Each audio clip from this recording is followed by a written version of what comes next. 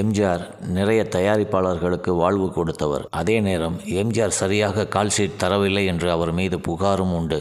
அதில் தயாரிப்பாளர்கள் பக்கம் கண்டிப்பாக ஏதாவது தவறு இருந்திருக்கும். உதாரணத்திற்கு மாடி வீட்டு ஏழை படம் சம்பந்தமாக எம்ஜிஆர் கால்ஷீட்டு தராததால் சந்திரபாபு நஷ்டமடைந்தார் என்று பேசப்பட்டது.